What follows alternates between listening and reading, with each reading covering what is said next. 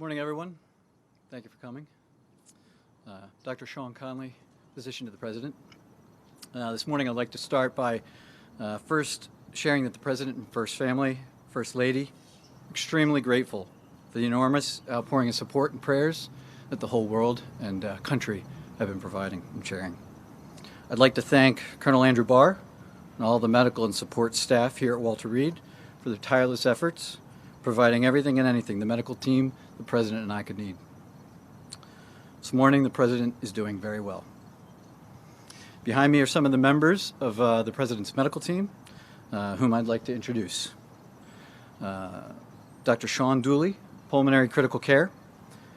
Dr. Brian Garibaldi, Pulmonary Critical Care. Dr. Robert Browning, Pulmonary Critical Care. Dr. Jason Blaylock, Infectious Disease. Dr. Wes Campbell, Infectious Disease. Dr. John Hodgson, Anesthesia. Major Kurt Klein, Army Nurse. Commander Megan Nasworthy, Navy Nurse.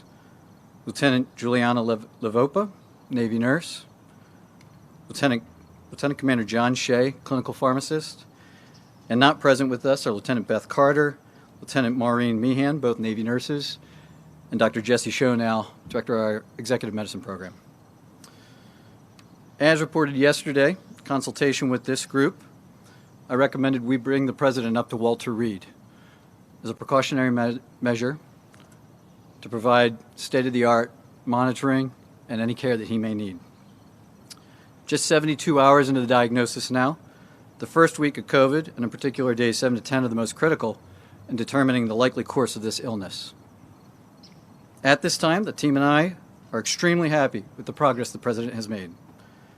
Thursday, he had a mild cough and some nasal congestion and fatigue, all of which are now resolving and improving. At this time, I'd like to bring up Dr. Dooley to discuss some of the specifics of the President's care. Thank you, and good afternoon. I'm Dr. Sean Dooley, as Dr. Conley mentioned. I'll start off by mentioning how incredibly proud I am of our medical team assembled behind me, and the honor it's been to care for the President over these last 24 hours here at Walter Reed. He's receiving outstanding multidisciplinary care, the state of the science for coronavirus infection. We are monitoring him very closely for any evidence of complications from either the coronavirus illness or the therapies that we are prescribing to make him better. We have monitored his cardiac function, his kidney function, his liver function. All of those are normal. And the President this morning is not on oxygen, not having difficulty breathing or walking around the White House medical unit upstairs. He's in exceptionally good spirits, and in fact, as we were completing our multidisciplinary rounds this morning, the quote he left us with was, "I feel like I could walk out of here today," and that was a very encouraging comment from the President. Moving forward, I'll go ahead and introduce Dr. Garibaldi, who will talk about some of our therapeutics and the plan of care for today. Thank you. Thank you, Dr. Dooley, and I'd like to echo the sentiment from the entire team. What an honor and a privilege it is to be part of this multidisciplinary unit to care for the President. About 48 hours ago, the President received a special antibody therapy directed against the coronavirus, and we're working very closely with the company to monitor him in terms of that outcome. Yesterday evening, he received his first dose of IV remdesivir, and our plan is to continue a 5-day treatment course for remdesivir. And the big plan for today, since he's in such great spirits and doing well, is to encourage him to eat, to drink, to stay hydrated, to be up out of bed, and to be working and doing the things that he needs to do to get well. And I'll refer Dr. Connolly to any questions. Thanks, Brian. It's important to note the President's been fever-free for over 24 hours. We remain cautiously optimistic, but he's doing great. With that, one other note. It should be clear that he's got plenty of work to get done from the Chief of Staff, and he's doing it. With that, if there's a couple questions about the President's health in the last couple days. Sir, can you tell us the President's oxygen saturation level, please? Yeah, so the last saturation that we had up walking around, he was about 96%. And he's receiving no He has not received any supplemental oxygen? He's not on oxygen right now. That's right. He has not received any at all?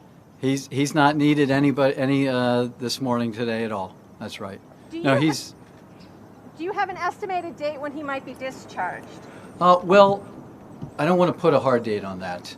He's doing so well, but with a known course of the illness, days 7 to 10, we get really concerned about the inflammatory phase 2. Given that we provided some of these advanced therapies so early in the course, a little bit earlier than most of the patients we know and follow, it's hard to tell where he is on that course. And so every day we're evaluating, does he need to be here? What does he need? And where's he going? What do you see as the probability that he will need supplemental oxygen going forward? I don't want to put a percentage on that, but right now all indicators are that he'll remain off of oxygen going forward. And in terms of like blood clots, pneumonia, bacterial infection, what do you see as the risk on that front? Well, we know that all of them are risks associated with this condition. He is receiving all of the standard of care and beyond per routine, international COVID protocols. So we're monitoring for all of that, but at the moment, there's no cause for concern. You said he's fever-free now. What was his fever when he had one, sir? I'd rather not give any specific numbers, but he did have a fever Thursday into Friday, and since Friday morning, he's had none. Okay. And what was the date? On top of the other antibodies. I'm sorry? Why remdesivir on top of the antibodies? So remdesivir works a little bit differently than the antibodies. We're maximizing all aspects of his care, attacking this virus, a multi-pronged approach. As the president, I didn't want to hold anything back.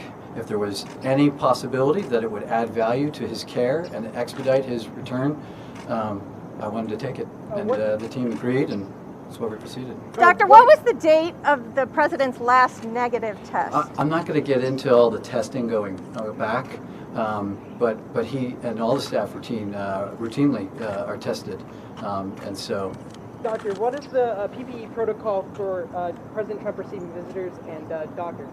It's the same as any hospital has. We have an area that's clean that you put your equipment on, and then beyond that, everybody is fully gowned up, masks, gloves. We're protecting ourselves and him. Have you done a screen? Has there been any sign of any lung damage whatsoever? We are following all of that. We do daily ultrasounds. We do daily lab work. The team is tracking all of that. Has there been any sign of damage, sir? I'm not going to go into specifics on what the findings of any of that are. If we just put you down on one thing, has he ever been on supplemental oxygen? Right now, he is not on I understand. oxygen. I know you keep saying That's right now, but should we read into the fact that he had been previously? Yesterday and today, he was not on oxygen. So he has not been on it during his COVID treatment? He's not on oxygen right now. Has hydroxychloroquine been considered as a viable treatment option for the president? We discussed it. He asked about it. He's not on it now. And in Doctor, terms of symptoms, has he also experienced difficulty breathing? No, he has not. Never did. He had a little cough. He had the fever. More than anything, he's felt run down. Who is handling contact tracing? Is that the White House or CDC? The White House Medical Unit, in conjunction with in collaboration with CDC and local, state, and health departments, are conducting all contact tracing per CDC guidelines. When was the positive diagnosis made? You said 72 hours. That would put it at Wednesday. Yeah. So Thursday afternoon, following the news of a close contact, is when we repeated testing, and given kind of clinical indications, that a little bit more concern, and that's when late that night we got the PCR confirmation that he was. Is there any clarity on how he became infected? Not going to go into that. As far as his care, it's irrelevant. Or when he became infected? Yeah, we're not going to go into that. We're just tracking his clinical course and providing the best care we can. Will President Trump have to stay at Walter Reed to get the 5-day remdesivir treatment? We've discussed that. Right now, if he needs all 5 days, that will likely be the course. But again, every day we're reviewing with the team his needs for being here. And as soon as he gets to the point where it's not a requirement, he may still need some care, but if we can provide that downtown at the house, then we will transition at that point, as long as it's safe and appropriate and the team agrees. In addition to his weight, does he have any other risk factors that make him more at risk for sort of a severe case? Well, not particularly. I mean, he's 74, he's male, and he is slightly overweight. Other than that, he's very healthy. His cholesterol is great, his blood pressure is great, he's not on medication for that. He's up and active. You saw his activity, the days leading up to, the long hours and everything else. He's able to handle it. Can you provide other vitals like heart rate, blood pressure, and temperature? So his heart rate is in the 70s to 80s. His blood pressure has remained where it's historically been during our physicals. 110 to 120 is systolic. He's great. It's never budged. I've had no concerns there. So why was the decision made to transfer him here? Because he's the President of the United States.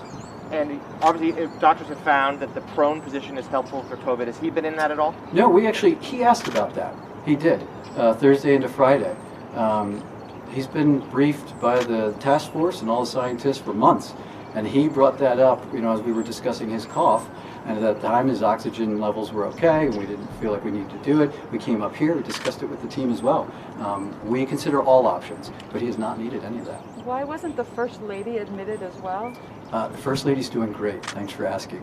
She has no indication for hospitalization, advanced therapy. She's convalescing at home. Thank you. I'm going to try to pin you down one more time. I know you said there was no oxygen Yeah, I'm yesterday. not. Today. Yeah, he's not on oxygen. But did he receive today? any? Did he receive any on Thursday? And he's what's today? Saturday. Saturday. No, Thursday. Okay, so no Thursday, no Friday, no Saturday. That's fine. So that was why we were confused. Thursday, no oxygen, none at this moment. Yeah, and yesterday with the team, while we were all here, he was not on oxygen. So has the president actually been admitted as a patient to this hospital? The president is a patient at Walter Reed National Military Medical Center. Is he on any steroids?